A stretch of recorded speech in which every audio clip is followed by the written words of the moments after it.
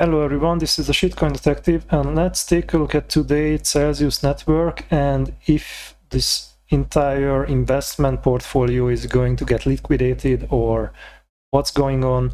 Let's take a look at the news. Let's validate them, because here in cryptocurrency you don't want to believe everything that you're reading. And let's take a look at what's going on. So there are two things that is going on in Celsius network. There was they're being sued, right? Because some of their own employees claiming that they were using unsafe practices to, handling users' money. That's one of the claims that they're making, and the second claim that they're making is that the investments that they were, they placed at Celsius, the interest rate was too high, and they were paying out the interest from other people's money. So they were taking interest in that is higher than the market is usually giving you, and they were doing it by basically running it as a Ponzi scheme. So this is one of the tweets that has been circulating the news lately, which is done by Diane Leclerc, who linked a court document from New York State where this lawsuit is filed. Unfortunately, the document is not there anymore. So this is if you click on the link, the source of the document, it's not there anymore. But I verified that the website is actually, that redirects a few times, but the website that the link was going for seems legitimate. So I don't know if this is in fact part of the court document, or it's just someone replicated the court document. In any case, what we can see here is that they basically, in the filing of the lawsuit, they call it a Ponzi scheme. So that doesn't mean it was. It means that they are suing them to be run as a Ponzi scheme. So, but you can only call it a Ponzi scheme legally once the court ruled that way. So this is like calling someone a murderer before even they were convicted. You don't do that, all right?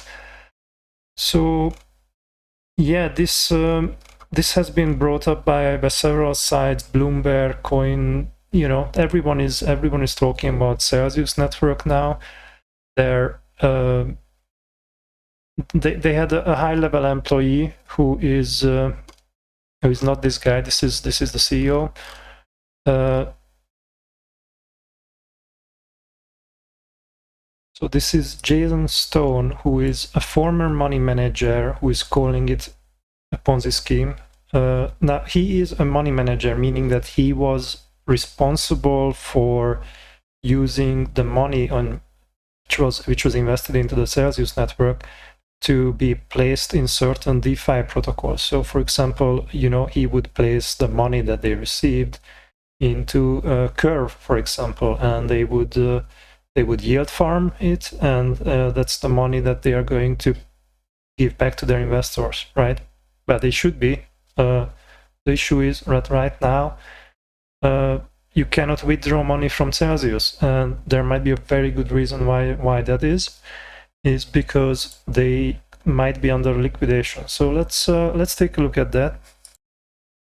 So this is Celsius Network Wallet 11 that I'm looking at. As you can see, it's marked as such, which means that Etherscan usually verifies these before they upload. And what you can see here is that from Wallet 11, there was a transaction that we should be talking about. That it happened 1 day 42 minutes ago, so almost a day ago, that they transferred out 21,000 Bitcoin wrapped Bitcoin, so it's a tokenized Bitcoin on the Ethereum network.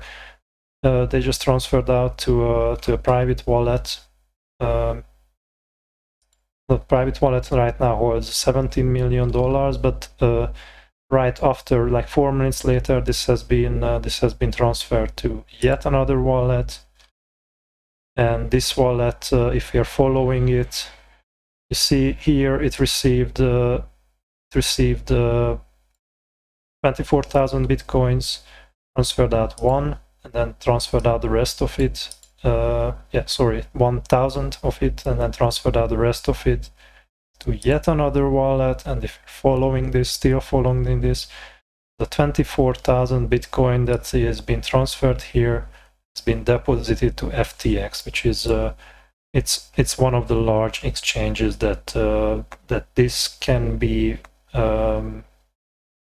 transferred to, because you cannot really do that on small exchanges. There is not enough volume to do that. You basically want to do this on Binance or FTX, but all the big companies seem to prefer FTX. This wallet right now is empty. If we followed all these transactions, what somewhat important it is that all these transfers, like transferring 24,000 Bitcoin from one wallet to another, this is done by just simple wallets. So the claim that the operational security of Celsius is not very good seems to hold up, because all these transfers, like the 4 or 5 transfer that was just happening, this was just coming from one wallet to another, and you don't really want to do that, right? Because this is what's happening like so often in cryptocurrencies, that you have a decentralized exchange. I think the last time it happened in South Africa, that you have not a centralized exchange, that the CEO or the person who is responsible for investing, they just run away with the money, right? They just, they take the money of the investors and they just transfer it to a wallet that they just created and disappear from the face of the earth, and then either launder it or run it through Tornado or do something with it that they just disappear, and you never get your money back, basically, and the exchange shuts down. So the operational security of these sites is, I must say, it's pretty poor. How can you transfer $500 million with just just confirm it with MetaMask? No. If you want to make this safer, right? If you are listening to this and you're running an exchange, or you want to trust an exchange, see if they are using multi-signature to do this, right? It's not going to look like this. They're going to be like incoming messages that authorize a transaction from a wallet, right? It's going to be run by a wallet that is, or not a wallet, but it's run by a smart contract, which, it has a wallet address, but you need to send specific one-time usable messages to authorize transactions, and this needs to be distributed. So like if you want to transfer more, $500 million like here, then that must be done with authorized by the CEO or the CTO or something like that, and multiple people have to sign on it.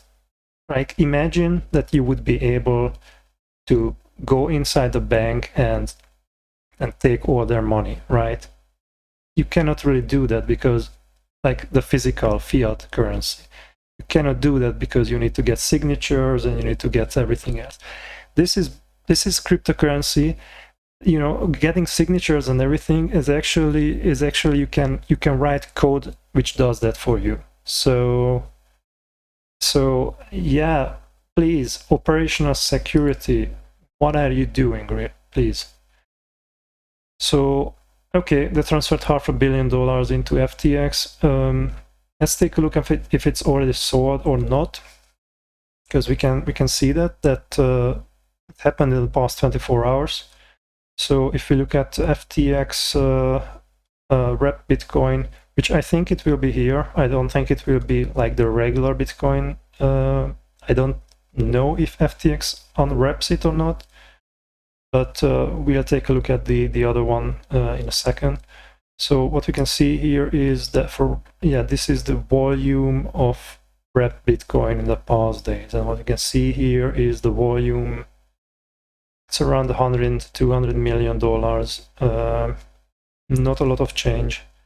Definitely nobody sold $500 million, and the 2 days volume is not there, so it's just right now sitting in someone's exchange account, on FTX. And the same is true for regular Bitcoin, which, as I said, maybe FTX, runs it through the Ethereum Bitcoin bridge. I don't know if they do that. It's difficult to say, although I should be able to follow it, and because they transferred it here. So the tokens are still here, right? And however, there are so many transactions happening on wallets like this. Like if I'm going to take a look at FTX's wallet, which hopefully it's not done, the private keys are not someone's on someone's notepad, right? Or written on a post-it note in someone's office. But anyway, this is a wallet with 4 million transactions, so that's a little bit hard for me to follow. I cannot really review that much transactions. So the tokens are still here, according to this, but they can run it through the Bitcoin bridge, and then it would appear here in the volume and not in the wrapped Bitcoin. What we can see here is that the volume for today is a little bit below $1 billion, and the total volume is, it's 25 billion for yesterday, and we can see it for today. The volume went up. Bitcoin is going up. So there is a $32 billion volume for Bitcoin today. So even if if you are not a Celsius investor and Celsius is going to sell this $500 million of Bitcoin, it's not going to be the end of the world, right? I mean, we might see here a little bit of drop, but it's not going to it's starting another bear market or anything else like that. It's just like fraction of the daily volume. You shouldn't really be worried about that. If you are a Celsius, if you invested into Celsius, though, you should be worried. It seems like they are going out of business and packing up. So my closing thoughts are that, even if they find the Celsius networks are to be the Ponzi scheme, I don't think it started out to be that, right? I think they were caught up in just lagging a little bit behind where they wanted to be, and it just quickly rolled out of proportions together with the Bitcoin price going down, or Ethereum price going down or going up. Because if you invest in other assets which are going down, but however the people who lend you their cryptocurrency is lend you Ethereum, or then you're in trouble, right? So I don't think they started out and they're going with the intention to scam people. It's just what they ended up with.